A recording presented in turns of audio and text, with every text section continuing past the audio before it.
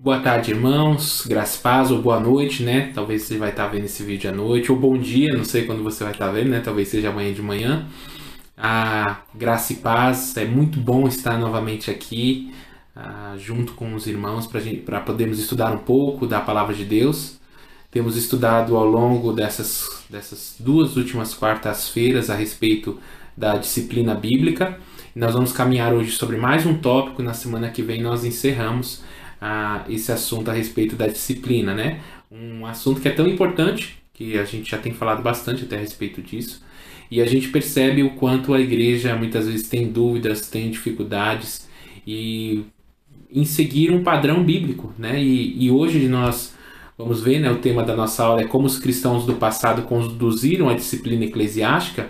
E aí nós vamos ver um pouquinho mais, bem de forma rápida, porque é impossível a gente contemplar 2000 anos de história do cristianismo. Vemos como a igreja ao longo dessa história ela entendeu a disciplina bíblica, mas principalmente como a igreja primitiva, né, como principalmente o apóstolo Paulo entendia a questão da disciplina da igreja, né? Se nós encontramos os parâmetros bíblicos para que a disciplina seja aplicada nos dias de hoje. Será que isso se tornou arcaico? Lembrando que quando eu estou falando de disciplina, eu não estou apenas falando daquela ideia da punição, né? Nós conversamos bastante sobre isso na semana passada, que a disciplina bíblica, ela não é a punição, ela pode chegar a ser punitiva no sentido de que quando a pessoa não se arrepende, ela deve ser tratada como gentil, né? Ela deve ser separada da comunhão da igreja. Nós vamos ver também um pouquinho disso. Mas, de certa forma, nós vimos que a disciplina ela tem a intenção principalmente da correção e muito mais do que isso, né? Ela tem o propósito de conquistar novamente o irmão à comunhão, né? Trazê-lo de volta à igreja, trazê-lo de volta ao seio da igreja e da comunidade cristã. Então vamos orar. Eu quero convidar você nesse instante a baixar a sua cabeça, fechar os seus olhos, ter um tempo de oração, um tempo de comunhão. Peça para que o Espírito Santo do Senhor continue a falar com você nessa tarde, nessa noite, nessa manhã, para que o bom Deus continue falando ao seu coração. Ok? Vamos orar? Querido Deus, nós agradecemos ao Senhor pelo privilégio de estarmos reunidos em Teu santo nome. Pedimos ao Pai que, em nome de Jesus, o Senhor nos ajude, Pai, a entendermos, a compreendermos a respeito da disciplina bíblica e aquilo que o Senhor, ó Deus, trata, da maneira como o Senhor trata, não da maneira como achamos que deve ser tratado. Sabemos que é uma questão extremamente importante para a igreja nos dias atuais, então que o Senhor, ó Deus, esteja nos abençoando, derramando graça e misericórdia em nome de Jesus. Amém. Nós vamos perceber que ao longo da última década, aliás, acho que ao longo das duas últimas décadas, né, desde quando entramos no século XXI, a igreja ela tem passado por um momento de transformação, né? Essa transformação existe lados positivos nessa transformação, então a igreja ela tem se modernizado, né? Então hoje a igreja ela tem há tempos atrás, há anos atrás, a gente não via bateria na igreja, né? Bateria era coisa do diabo e tal, né? E aí hoje nós temos ministérios de música, nós temos louvor dentro da igreja, enfim. Então ao longo dos tempos a igreja ela tem se modernizado, né? Quando essa modernização ela não fere princípios cristãos e quando essa modernização ela tem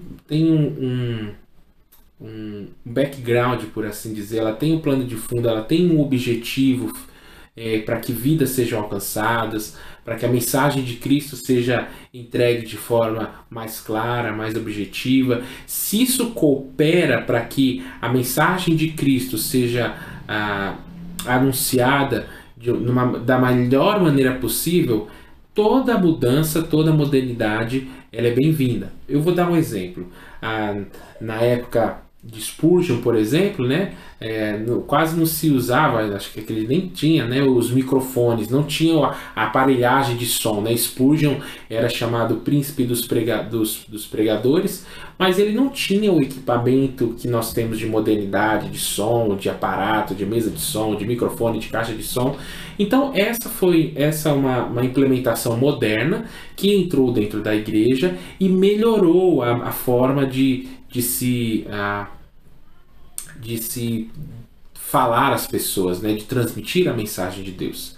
A gente vai perceber que o Senhor Jesus, ele usava muito dessas estratégias, né, para melhorar a sua capacidade, não a capacidade espiritual, intelectual, mas a capacidade física mesmo, né, no tocante à ciência mesmo, por assim dizer, para que a sua voz fosse ouvida da melhor maneira possível. Então a gente vê o Senhor Jesus subindo ao monte para falar, porque o monte ajuda nessa reverberação da voz. Nós vemos o Senhor Jesus subindo num barco, pedindo para que os discípulos dele afastassem um pouquinho o barco, para que a multidão ficasse um pouquinho afastada e a própria água servisse como um sistema ali de reverberar a voz dele, para que as pessoas pudessem ouvir. Então nós vemos que o Senhor Jesus, mesmo naquela época, usava daquilo que possuía para poder pregar a palavra de Deus, para poder falar do reino de Deus. Então é uma mudança bem-vinda, mas tem mudanças que não são bem-vindas, e principalmente quando as mudanças elas ferem a teologia, e ferindo a teologia, quebra-se alguns princípios. E o princípio da disciplina, ao longo da igreja do século XX, ela tem se perdido. Se perdido por quê? Porque muitas vezes a igreja tem a intenção, dá a entender de que se ela alargar um pouquinho mais a porta, se ela tornar a coisa um pouquinho mais aberta, se ela deixar o evangelho não simples, mas simplista, então isso vai fazer com que as pessoas sejam atraídas e depois o Espírito Santo faz a obra e transforma essa pessoa. E na verdade a gente não vê isso, e acabamos não vendo isso, porque o que acontece é que quando nós pregamos o evangelho, mas não deixamos clara a questão da cruz, do negar a si mesmo, tomar a cruz e seguir Jesus, a gente percebe que a pessoa cresce, ela já nasce um cristão e já nasce doente, né? Não nasce com os princípios bíblicos arraigados em seu coração. Então nós muitas vezes deixamos de falar a respeito da importância, por exemplo, de um assunto desse como a disciplina dentro da igreja. E aí o crente cresce doente, debilitado, tá? Então a gente vai falar um pouquinho como esses cristãos ao longo dos séculos trabalhavam essa questão da disciplina, tá?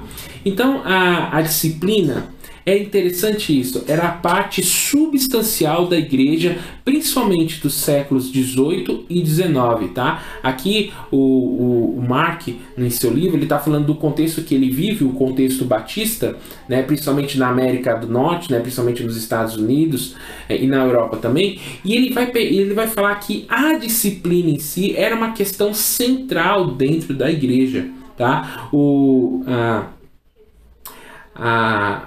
A gente vai perceber que esse tema ele vai perdendo essa característica na entrada do século XX, e aí século XXI já as igrejas que surgem, né, principalmente aquelas que não estão ligadas muitas vezes a uma denominação histórica, né, que não tem, ela sai, né, ela quebra, ela rompe com algum tipo de denominação, e geralmente não trabalha-se o caráter da disciplina.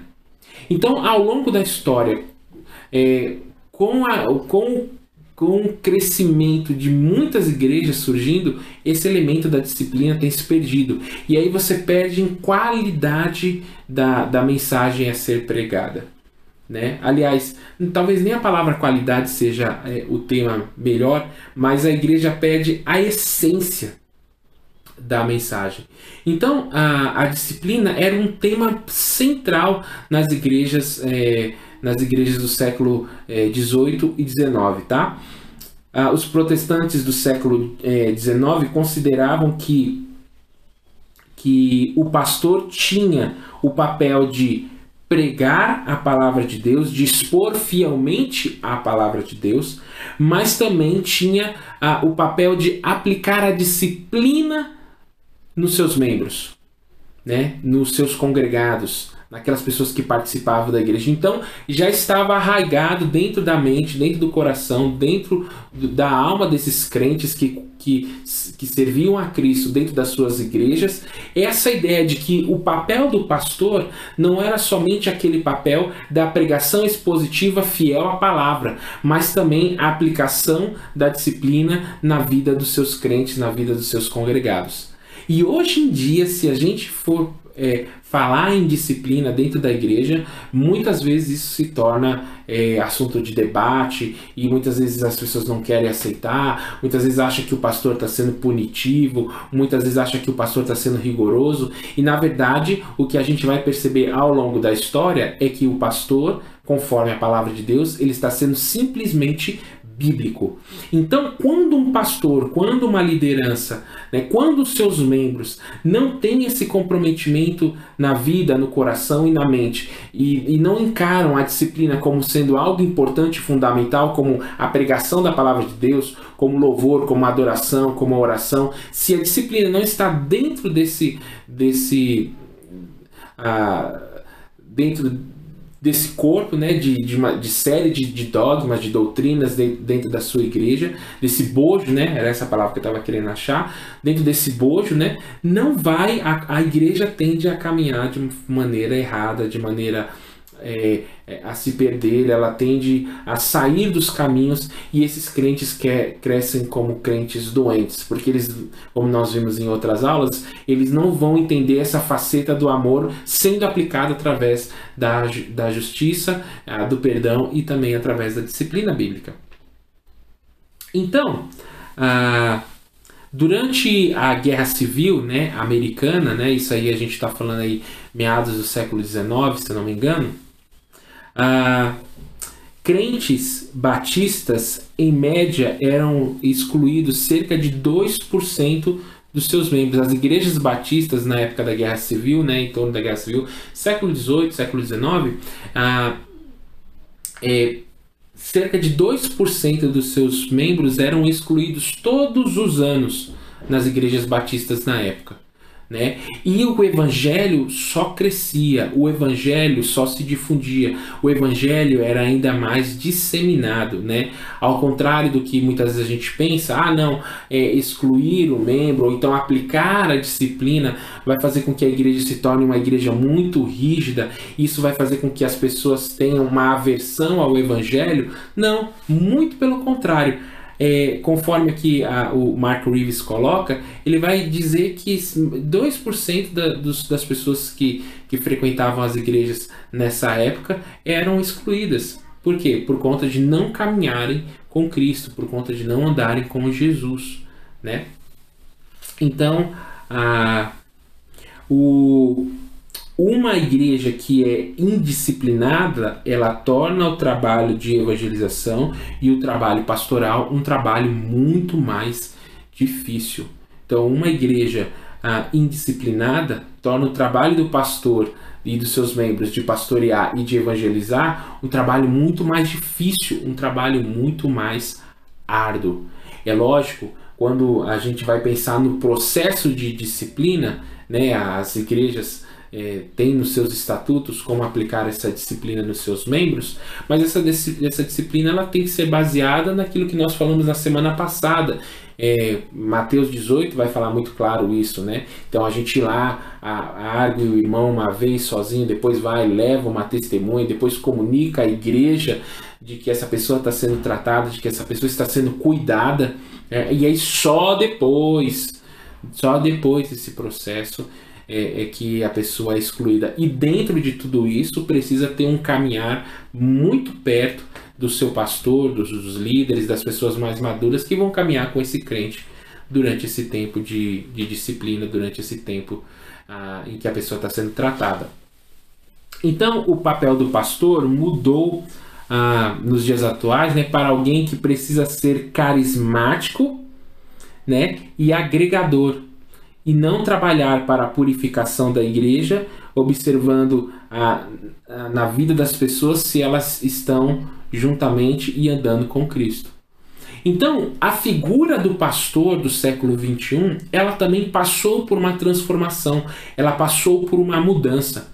Então o pastor, ele precisa ser aquele cara carismático, ele precisa ser aquele cara que agrega, ele precisa ser aquela pessoa de fala doce, né? Não estou dizendo que o pastor tem que ser um cara bruto, um cara ignorante, não é nada disso, mas a figura de um pastor que é bíblico e que procura dentro da Bíblia, dentro da palavra de Deus, aplicar os princípios e principalmente a disciplina, é vista muitas vezes pela igreja como sendo um pastor que é duro demais, um pastor que só bate nas ovelhas, um pastor que não caminha com as ovelhas. Então o papel do pastor é caminhar com as ovelhas quando elas estão perdidas, quando elas estão problemáticas.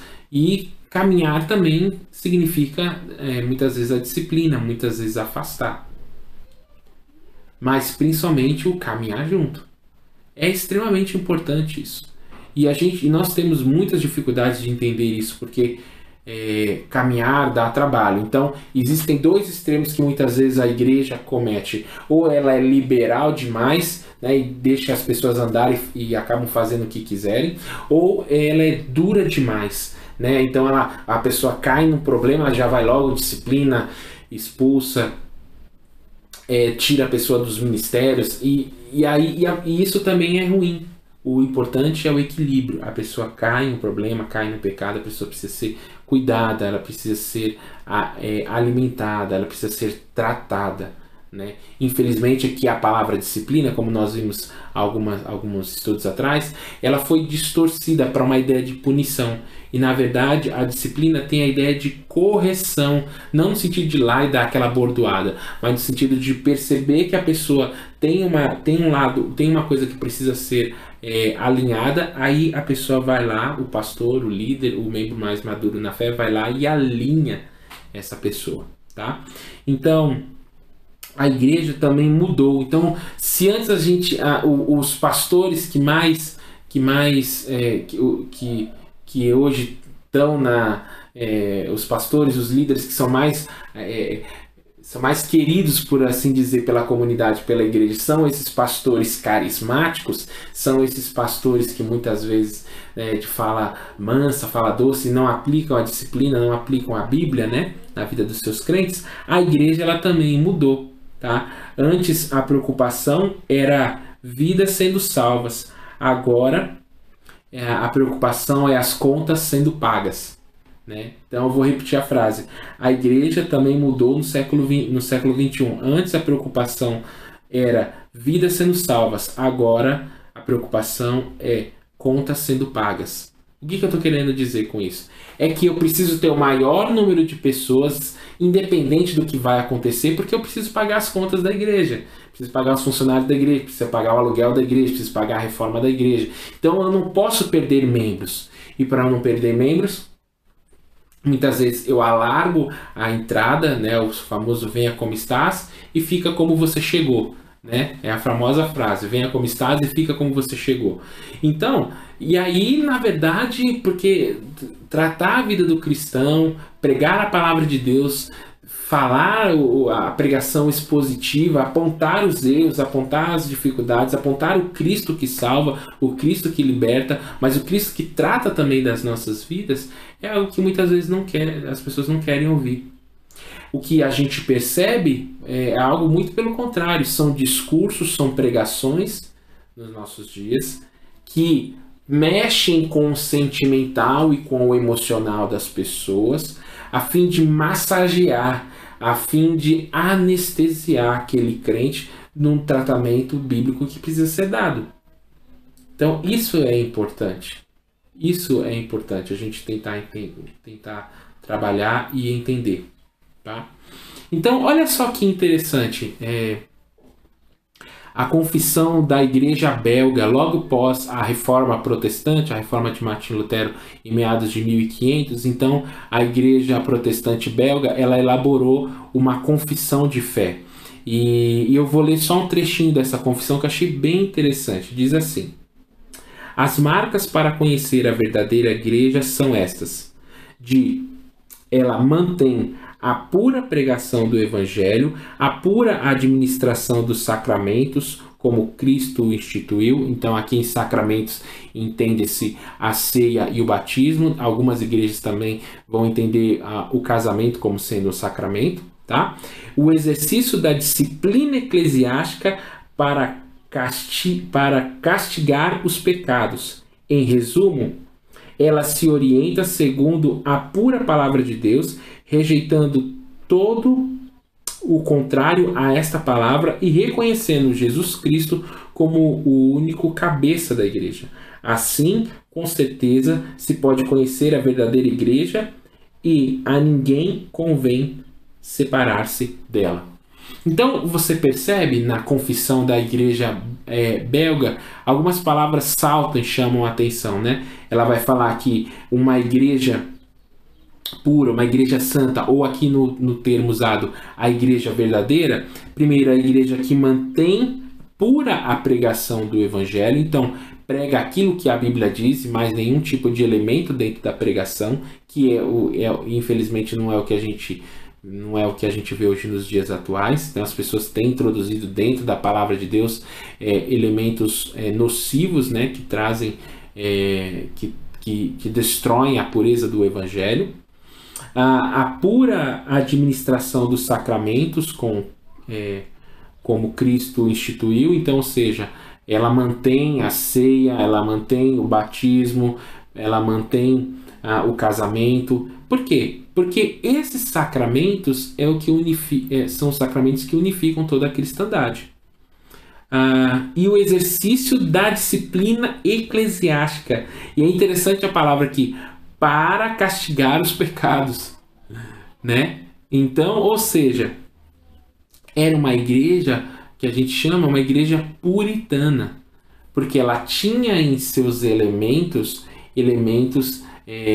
de santificação e honra. E quando eu estou falando do movimento aqui puritanismo, eu estou falando não de forma ruim, pejorativa, mas nessa ideia de santificação.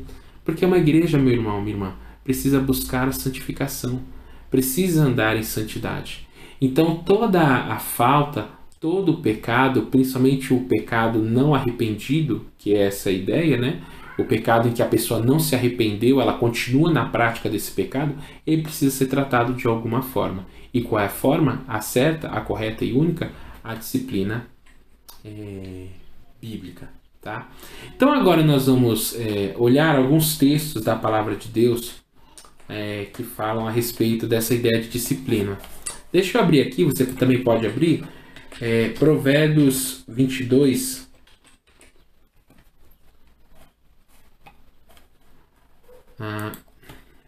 Não foi aqui, peraí.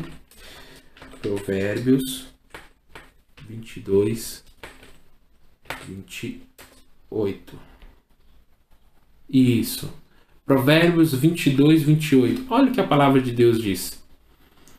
Não remova os marcos antigos que puseram os teus pais. Vou ler novamente. Não removas os marcos antigos que puseram os teus pais. Que puseram teus pais. Quero abrir esse texto porque é importante a gente pensar o seguinte. Toda a igreja, ela precisa passar por uma reforma, ela precisa se modernizar, né? Não dá pra gente ficar lá atrás. Por exemplo, eu lembro na minha época, quando eu comecei a trabalhar com música dentro da igreja, e aí a gente tinha aqueles acho que era o retroprojetor, acho que era isso, retroprojetor, acho que era esse o nome, né? Uns negócios grandão, de uma luz amarela embaixo, e você colocava uma transparência, às vezes escrita à mão, aí depois, mais pra frente, ela começou a ser no computador, e hoje em dia ninguém mais usa isso, porque hoje tem o data show, né? Então você não precisava ficar nessa época lá atrás, porque os antigos faziam assim, então nós fazemos assim. Não, não é isso. Esse texto está falando dessa ideia de marcos, são ideias de que existe dentro da igreja marcos que foram estabelecidos e que eles não podem ser rompidos, não podem ser quebrados, não podem ser tirados. Quando esses marcos são retirados, quando essas estacas que definem o limite da igreja é retirada, a igreja parte para libertinagem. Ela parte para algo que não é bom, para algo que é nocivo.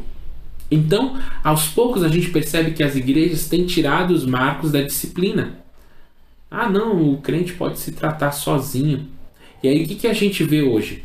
Simples. A gente vê crentes sem igreja, desigrejados. Olha só que é um antagonismo nós falarmos isso. Um crente sem igreja é algo antagônico, algo que não existe. É uma aberração, porque o crente precisa estar numa igreja. Lembra, a gente até usava o termo, o crente, quando ele não estava na igreja, a gente falava, cadê o fulano de tal? Ele está afastado da igreja, está afastado dos caminhos do Senhor. Não, hoje as pessoas podem ser crentes fora da igreja. Isso não existe. Isso é antibíblico.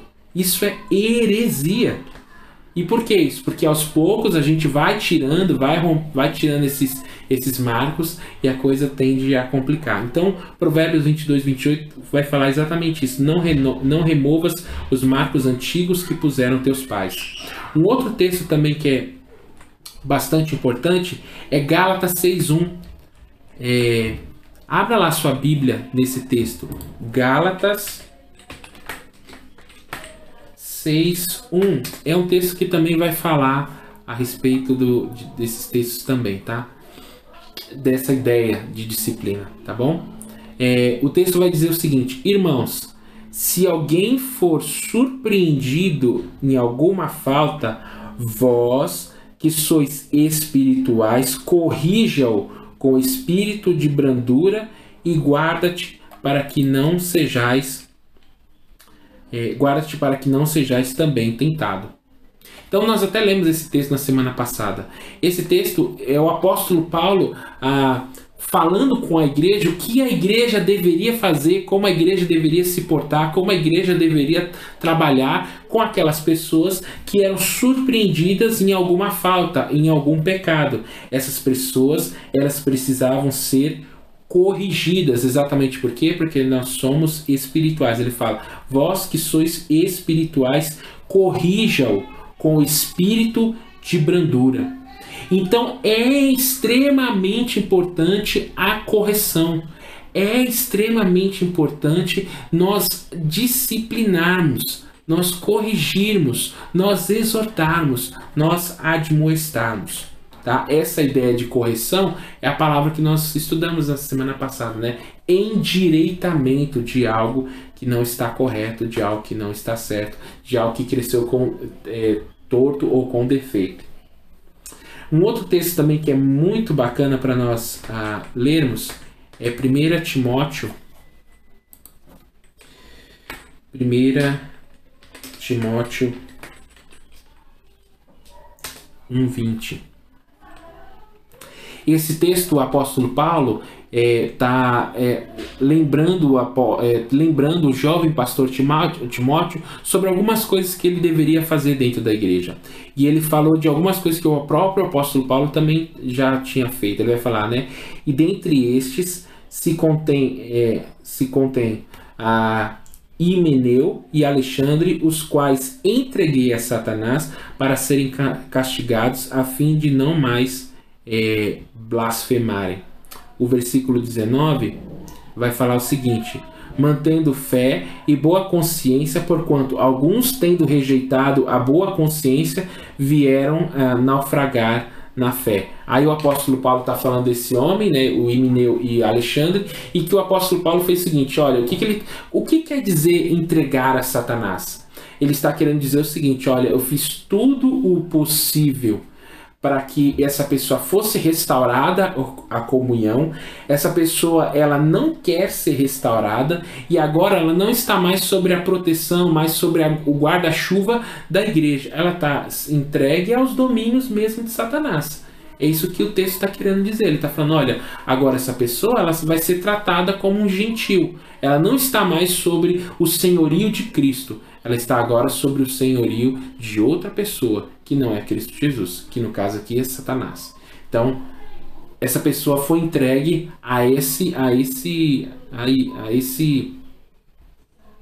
a essa postura. E por que o apóstolo Paulo tem uma postura tão firme com relação a isso? Primeiro, porque a igreja precisa ser santa, a igreja precisa ser pura, a igreja precisa andar com Cristo. E segundo aqui, porque é algo eficaz, né? É algo eficaz. Lá em Mateus 18, no final do texto, vai dizer que tudo que ligares na terra será ligado no céu, o que desligares na terra será desligado no céu. E aí a gente vai perceber que quando a igreja tem a postura de caminhar com a pessoa, mas aquela pessoa não quer caminhar com a igreja, e a igreja fala, olha, agora ela está entregue à própria sorte, por assim dizer, é isso que o apóstolo Paulo está querendo dizer em outras palavras, então agora essa pessoa, ela vai ser provada por Satanás, né? Ela vai passar pelas provações, ela vai ser tentada.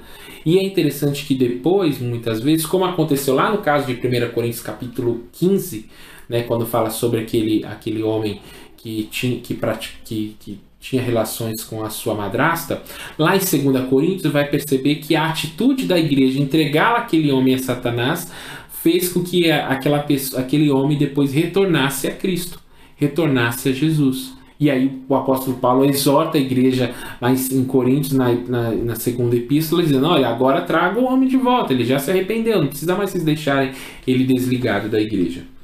Então é importante nós analisarmos e pensarmos nessas questões. 1 Timóteo ainda, só que agora capítulo 5, deixa eu abrir aqui, 1 Timóteo 5, 19, se eu não me engano. Aqui, isso mesmo. Versículo 19 e 20. Vai dizer assim: não aceites denúncia contra presbítero, senão exclusivamente sobre o depoimento de 2 ou 3 testemunhas. Quanto aos que vivem no pecado, repreenda-os na presença de todos, para que também os demais temam.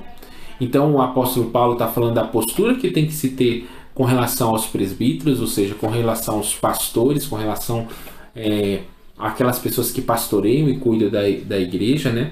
Então ele fala que precisa ter o cuidado de quando um presbítero ser pego em falta, precisa ter pessoas que testemunham a respeito dessa falta. E depois ele vai falar que no versículo 20, quanto aos que vivem no pecado, repreenda-os, né? Admoesta, exorta, trata, né? Não passa a mão no pecado, não passa a mão na pessoa que não quer nada com Jesus. É essa a ideia, né?